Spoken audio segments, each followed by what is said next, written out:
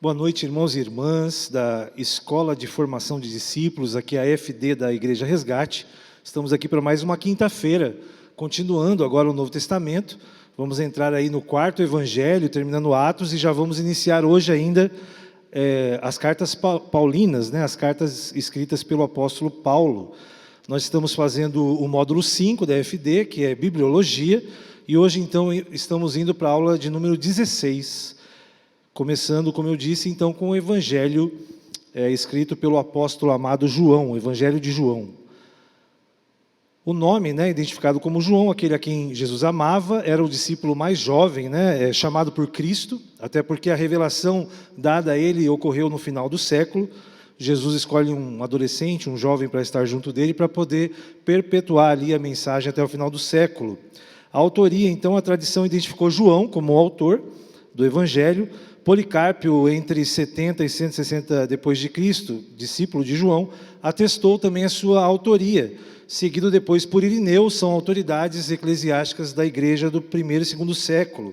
Podemos dizer que João é exemplo de Pedro, e Tiago fazia parte do grupo de discípulos mais próximos de Jesus. Jesus sempre andava junto com Pedro, Tiago e João. Foi um dos alicerces da igreja de Jerusalém após a ascensão de Jesus. A data do Evangelho, ela é, na verdade, entre 85 e 90 depois de Cristo, quando o apóstolo estava em Éfeso, antes de ser exilado na ilha de Patmos. Isso quer dizer que todos os outros evangelhos, Mateus, Marcos e Lucas, já haviam sido escritos. João foi um dos apóstolos mais proeminentes ao lado de Pedro, da igreja primitiva, e provavelmente, nessa época, era a única pessoa viva que havia andado com Cristo. Mas uma ratificação da autoria deste livro para o apóstolo João, Clemente de Alexandria escreveu que João, ciente dos fatos relatados nos outros evangelhos, e sendo movido pelo Espírito Santo, compõe o evangelho espiritual. Quem disse isso foi Eusébio de Cesareia, também um teólogo dos primeiros séculos. Ainda sobre o autor, sobre o evangelho, alguns teólogos, como John MacArthur, diz o seguinte: João mostra que os eventos descritos em seu evangelho são de significância universal, e ele escreve para os que lerem o livro, creiam que Jesus é o Cristo e que tenham vida em seu nome. Nós podemos lembrar também da universalidade, então, do quarto evangelho. João foi discípulo mais jovem chamado por Jesus. Quando escreveu o evangelho, os 3 sinótipos, Mateus, Marcos e Lucas, já existiam. Ou seja, isso foi uma fonte também para João. Enquanto Mateus direcionou a mensagem dele para os judeus, Marcos para os romanos e Lucas para os gregos e os gentios, podemos dizer que João escreve um evangelho para todos, uma mensagem de caráter universal. Foi a mensagem que Deus concedeu ao seu discípulo amado João. Qual o propósito desse evangelho, irmãos e irmãs? Anunciar a promessa de Jesus de que o Espírito Santo, o Paracleto, que quer dizer aquele que anda ao nosso lado, viria guiar os seus discípulos a toda a verdade. Segundo F.F. Bruce, um teólogo escocês, ele diz o seguinte: levar os leitores a crerem que Jesus é o Cristo, o Filho de Deus e a verdade eterna, identificada como auto-manifestação divina, e o verbo que existia no princípio com Deus. Essa é a visão do Bruce sobre o propósito do Evangelho de João. Ele continua dizendo também: anunciar que o Pai enviou o seu Filho para a salvação de todo aquele que crê, para que tenham vida. Esses são os propósitos segundo esse teólogo. D.A. Carson, ele diz o seguinte: João, no seu evangelho, o objetivo dele é evangelizar os judeus da diáspora e os prosélitos, evangelizar os helenistas, fortalecer a igreja e defender a fé. O versículo-chave do livro, é claro, é João 3,16, chamado por muitos de a pequena Bíblia ou a mini-Bíblia, porque num versículo só se resume o plano da salvação de Deus para a humanidade.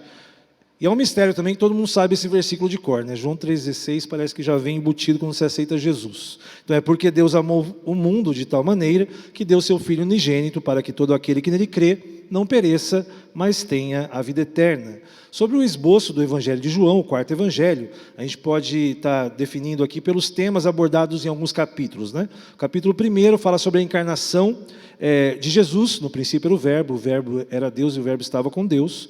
e o Verbo se fez carne. Depois, do capítulo 2 ao 4, a apresentação de Cristo. De 5 a 12, a oposição dos religiosos contra Jesus. De 13 a 17, já a preparação para o sacrifício de Cristo, a crucificação. E de 18 a 21, a rejeição do povo, porque a Bíblia fala que Jesus veio para os seus e os seus não os receberam. Esse é o esboço aí por temas de João. O contexto histórico, meus irmãos, do Evangelho de João é uma mensagem escrita quando João era um ancião, durante a dinastia Flaviana, né? Domiciano, um dos mais implacáveis imperadores romanos, perseguiu e matou milhares de cristãos e condenou o próprio João à prisão perpétua na ilha de Patmos. João foi um apóstolo que não foi martirizado, o único apóstolo que teve uma morte de velhice, mas estava numa prisão que era a ilha de Patmos. 2 décadas depois do seu pai, né, do pai de Domiciano, chama Vespasiano, realizar o cerco de Jerusalém, na guerra judaico-romana, que destruiu definitivamente o templo em 70 depois de Cristo. João estava presente quando Cristo fez essa profecia, que não sobraria pedra sobre o templo de Israel, conforme narrado ali em Lucas 21, de 5 a 28. Então, esse contexto de João é 20 anos depois do cerco de Jerusalém, e ele está exilado ali, e também escreve logo depois as 7 cartas do Apocalipse para as igrejas da Ásia Menor. Continuando ainda o contexto religioso de João, era o mesmo contexto, como eu disse, das 7 igrejas do Apocalipse, ou seja, perseguições judaizantes, falsos profetas, seitas assolavam a igreja cristã no final do 1º século. João provavelmente era uma das últimas pessoas vivas que andaram com Cristo. A igreja já estava, podemos dizer assim, na sua 2ª geração de liderança, né? Pessoas como Timóteo, Tito, estavam à frente da igreja, sendo que os seus mentores, os apóstolos, já haviam todos morrido, exceto João.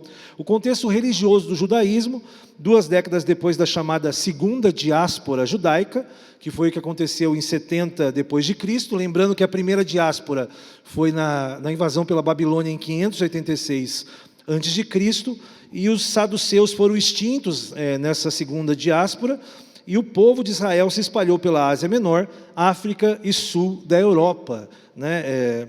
Os judeus foram despatriados e foram se espalhando ali depois, né, que Domiciano destruiu ali o templo de Jerusalém. A teologia do Evangelho de João, nós podemos ter 2 linhas aqui, né? Primeiro, a divindade de Cristo.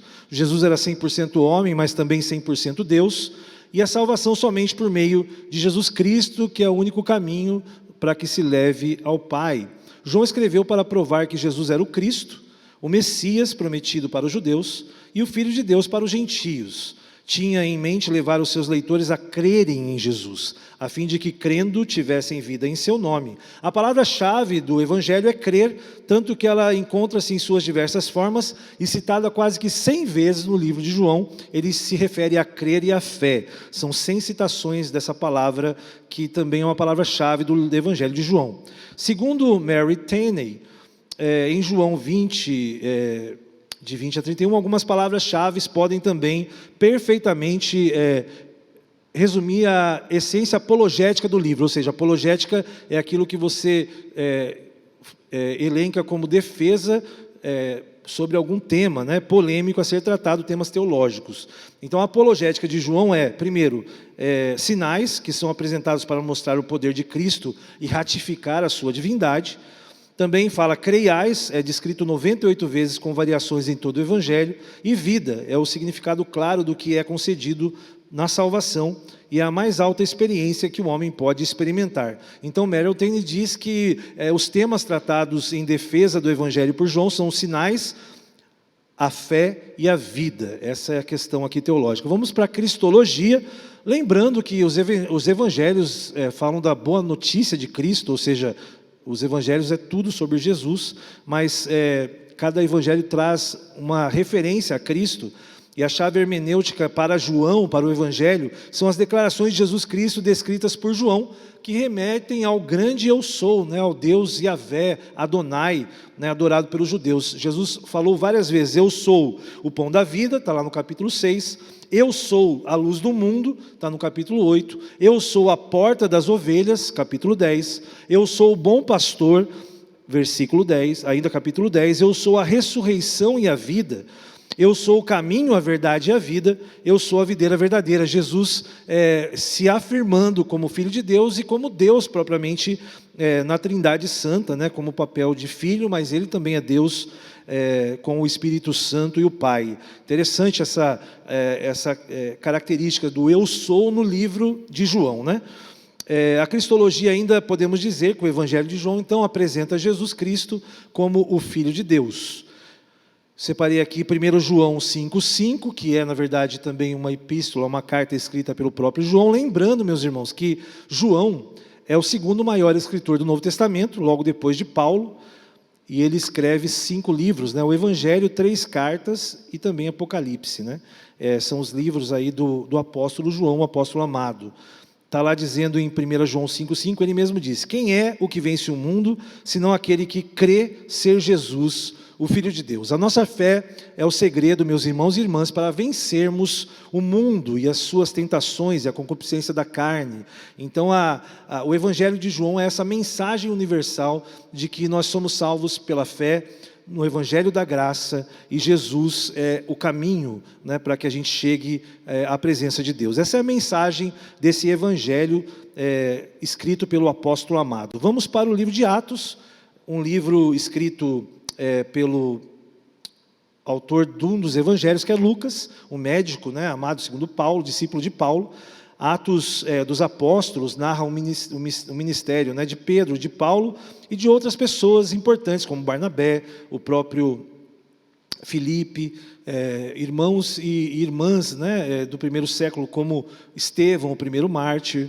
Enfim, trata vários personagens que iniciaram a igreja primitiva do primeiro século, e foi escrito por volta de 60 a 70 depois de Cristo, certamente antes da destruição de Jerusalém, porque ela não é mencionada no livro.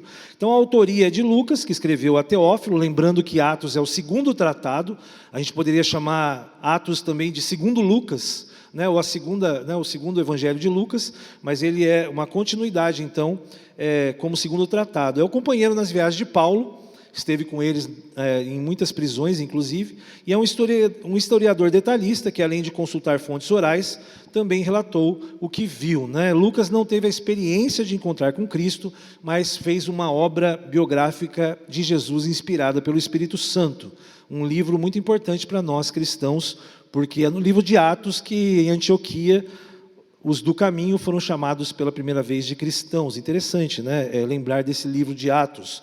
O esboço aqui do livro, podemos ver que os primeiros 8 capítulos seria o período dos judeus, do testemunho da igreja, Pedro em Jerusalém, já que a mensagem de Cristo primeiro alcançou os judeus, seus discípulos eram judeus, o Espírito Santo foi derramado em Jerusalém, então a maioria da igreja naquele momento era judeu. Depois do capítulo 8 ao 12, o período de transição do testemunho da igreja, Pedro em Antioquia, Saulo, Barnabé, nós vemos então ali os cristãos já surgindo, né, como mini-cristos, né, como o povo chamando os cristãos, os seguidores de Cristo, de cristãos. E depois de 12 a 28, o período dos gentios, do testemunho da igreja, e Paulo em Roma. Podemos dizer que essa parte de Atos fala muito das viagens de Paulo, Paulo e Barnabé, depois Paulo e Silas, Barnabé também com João Marcos, e assim nós vemos até o final da vida de Paulo lá em Roma, aguardando o seu julgamento. O versículo-chave do livro de Atos está no capítulo 1, versículo 8, mas receberão poder quando o Espírito Santo descer sobre vocês, e serão minhas testemunhas em Jerusalém, em toda a Judéia e Samaria e até os confins da terra. Lembrando que a palavra testemunha aqui, no original grego, é martíros, que quer dizer, vocês serão meus mártires, tanto em Jerusalém, em toda a Judéia e Samaria e os confins da terra. Jesus sabia que aqueles homens iriam dar a vida pela causa, pelo Evangelho, e morreriam em Jerusalém, morreriam na Judéia, na Samaria e nos confins da terra, para que o Evangelho chegasse até nós. Interessante nessa palavra no original. Segundo John Barnett, mais um teólogo que a gente tem citado constantemente aqui, Atos 1:8 é conhecido como o versículo-chave, como nós lemos, e assim a gente pode afirmar que o livro de Atos é um relato do cumprimento desse versículo e os resultados dele, né? O Evangelho vai seguindo a sua trilha durante os capítulos do livro de Atos. Muitos têm sugerido a melhor título segundo John Barnett, como atos do Espírito Santo, já que o Espírito Santo ele direciona e age na vida de todos os cristãos e líderes do primeiro século. Mencionado cerca de 50 vezes, o Espírito Santo é quem capacita, dirige, lidera, orienta, aprova e reprova os apóstolos do Senhor Jesus Cristo.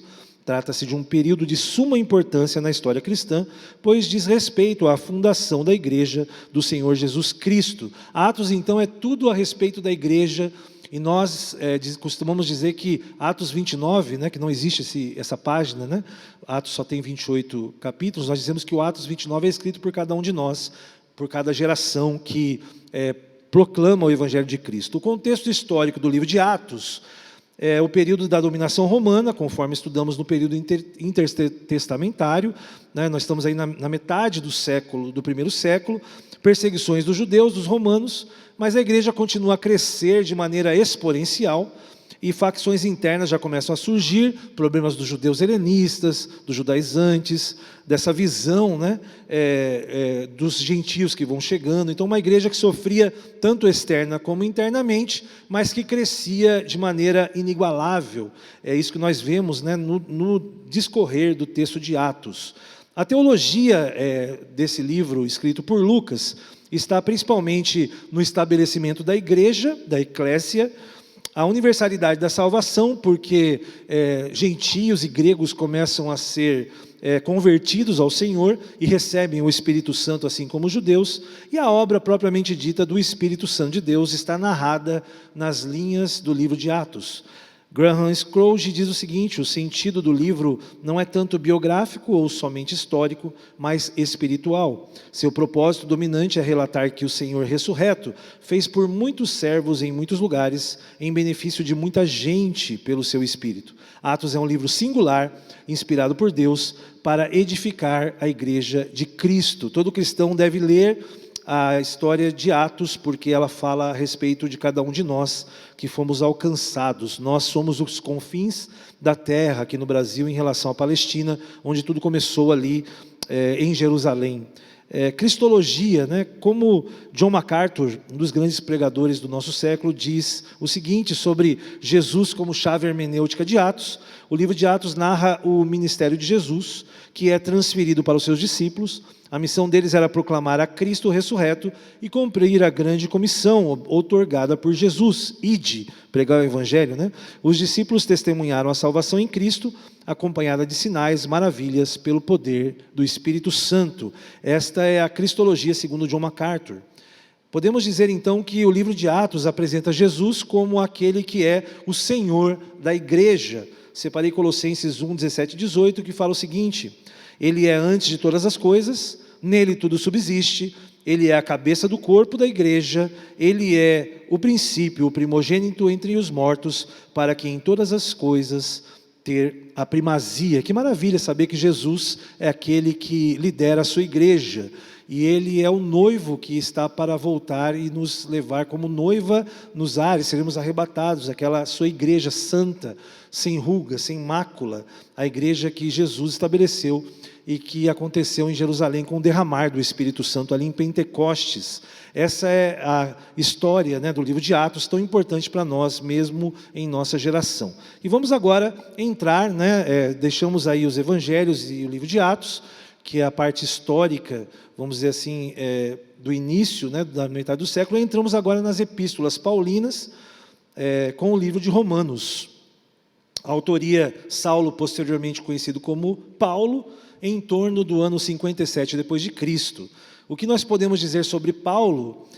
Paulo era da tribo de Benjamim, ele era um cidadão romano, natural de Tarso, estudou teologia com o mestre Gamaliel, era fariseu, converteu-se no caminho de Damasco quando ia prender os cristãos. De perseguidor, passou a ser perseguido. Ainda sobre o autor, Paulo foi responsável pela evangelização do Império Romano, fez 3 viagens missionárias pregando o Evangelho, sofreu por causa da sua pregação, manteve-se sob a guarda romana por ordens dos governadores Félix e Festo, apelou a César como cidadão romano, Foi morto em Roma por volta de 65 e 67, ou seja, antes do cerco de Jerusalém. Paulo não viu o templo ser destruído e provavelmente tem escrito sua epístola aos Romanos quando ele estava em Corinto, uma igreja que ele plantou, e escreveu duas cartas, né? 1ª e 2ª Coríntios. Os capítulos, né, que nós podemos dividir o esboço do livro de Romanos, separando por temas. Os primeiros 3 capítulos fala sobre a condenação que existe pelo pecado, depois até o capítulo de 4 a 5 a justificação, de 6 a 8 a santificação, 9 a 11 eleição, de 12 a 15 a aplicação, e 16 ele faz uma saudação. Podemos dizer, meus irmãos, que o livro de Romanos é uma das maiores peças teológicas do Novo Testamento. Se você quiser conhecer sobre as doutrinas da nossa fé, e todas as doutrinas se derivaram principalmente deste livro de Romanos, nós podemos entender que essa obra-prima do Espírito Santo, através de Paulo, nos fala de toda a nossa teologia. Se você quer conhecer a teologia cristã reformada, estude o livro de Romanos. Os versículos-chave, né, de Romanos está lá em capítulo 1, versículos 16 e 17. Não me envergonhe do Evangelho, porque é poder de Deus para a salvação de todo aquele que crê, primeiro do judeu, depois do grego, porque no Evangelho é revelada a justiça de Deus, uma justiça que do princípio ao fim é pela fé, como está escrito, o justo viverá pela fé. Esse é o carro forte, né, do livro de Romanos aí. Segundo D.A. Carson, esse teólogo que a gente vem utilizando nas nossas aulas, o propósito de Paulo, ao escrever Romanos, é apresentar-se aos cristãos em Roma como objetivo de solicitar verbas para pregar o Evangelho na Espanha. Então, Paulo escreve isso para levantar mecenas, pessoas e apoiadores para suas viagens. Demonstrar que os judaizantes gálatas e coríntios estavam equivocados e que a sua teologia é madura, séria em relação àquele entrave. Ou seja, essa discussão dos judaizantes, Paulo demonstra claramente a sua teologia, e a teologia agora do que nós chamamos a teologia neocristã, né? Ali depois dessa questão dos judeus abrirem as portas através do Evangelho para os gentios. Também exortar os fracos na fé, que são cristãos judeus, e os fortes na fé, cristãos gentios, para cessarem a disputa entre eles, sanando a divisão, sabendo que nessa época um dos maiores conflitos que existia na igreja era entre os judeus e os não-judeus em relação aos usos e costumes, né? Então Paulo coloca ali um divisor de águas de teologia aqui, para que todos entendam melhor como ser cristãos, né, independente da sua nacionalidade. O propósito, segundo D.A. Carson, é que essas circunstâncias levaram Paulo a escrever uma carta em que ele cuidadosamente expôs seu entendimento do Evangelho, em particular no que diz respeito à questão histórico-salvífica de judeus e gentios, e à lei e ao Evangelho, continuidade e descontinuidade entre o Antigo e o Novo. Uma carta maravilhosa, a carta aos Romanos. John Barnett também faz o seguinte: Romanos revela a justiça de Deus ao homem pela fé e o direciona à aplicação prática de todos os seus ensinos. A prática dos ensinos bíblicos é o que torna possível um saudável relacionamento com o Deus da palavra. Nós vemos aqui o início da teologia gentílica, e assim a igreja começa a abrir as portas para os confins da terra, para aqueles que não eram judeus. E nós vemos, rumando agora para aí o final da carta e da aula de hoje, temos o contexto histórico do livro de Romanos. Roma era a cidade mais importante do império, com mais de 1 milhão de pessoas, né, e a maioria delas eram escravas ali em Roma. O contraste entre as belas arquiteturas e as péssimas condições habitacionais dos pobres, havia uma diferença altíssima de classes sociais. Qualquer diferença com a realidade de hoje não é mera coincidência. E não foi Paulo o fundador da igreja de Roma, lembrando que o fundador dessa igreja é incerto, mas Paulo escreve para esta igreja que foi plantada por algum missionário. A teologia de Romanos é uma das teologias mais relevantes aí, como eu disse, para nós como cristãos gentios, não judeus. Fala sobre a corrupção da humanidade, fala sobre a justificação pela fé, a reconciliação com Deus por meio da fé em Cristo Jesus, a santificação como obra do Espírito Santo e o fracasso da lei e o êxito do Espírito. Esses são os temas, né, as doutrinas reveladas em Romanos. A cristologia dessa epístola: Jesus é apresentado como redentor da humanidade, de todos aqueles que mediante a fé creram nele, sem auxílio das obras. A epístola aos Romanos apresenta Jesus como o Senhor da justiça. Separei aqui um texto de Jeremias, capítulo 33, versículo 15 e 16, que diz o seguinte: naqueles dias e naquele tempo farei brotar a Davi um renovo de justiça. Ele executará juízo e justiça na terra. Naqueles dias Judá será alvo e Jerusalém habitará seguramente. Ela será chamada Senhor, Justiça Nossa. Todo o Velho Testamento aponta para Cristo, né? Aponta para a justiça de Deus que esteve presente no nosso meio, como Deus Emanuel. Então vemos aí, né, essa primeira parte. Entramos agora nas cartas paulinas e na próxima quinta-feira estaremos continuando as epístolas escritas pelo apóstolo Paulo. Que Deus abençoe a cada um dos irmãos e irmãs. Vamos orar e agradecer a Deus por mais uma aula que nós finalizamos hoje. Senhor, muito obrigado por essa noite que estivemos aqui. Pedimos que o Senhor abençoe, Pai, Senhor Deus, cada um dos irmãos e irmãs, alunos e alunas da FD, que o Senhor também esteja abençoando, Senhor Deus, a meditação diária que eles têm feito, que o Senhor também dê a eles, Pai, perseverança, e que possamos, Senhor Deus, estar sempre, Pai, ouvindo e aprendendo, conhecendo mais Jesus, e assim nós estamos aqui, Senhor Deus, perseverantes nesse módulo da FD. Muito obrigado por essa noite, obrigado, Pai, pela liderança da Resgate Master, pelo pastor Rogério, abençoa a sua família, abençoa o pastor Otoni, toda a liderança da nossa igreja, em nome de Jesus, amém e amém. Até a próxima aula, irmãos e irmãs.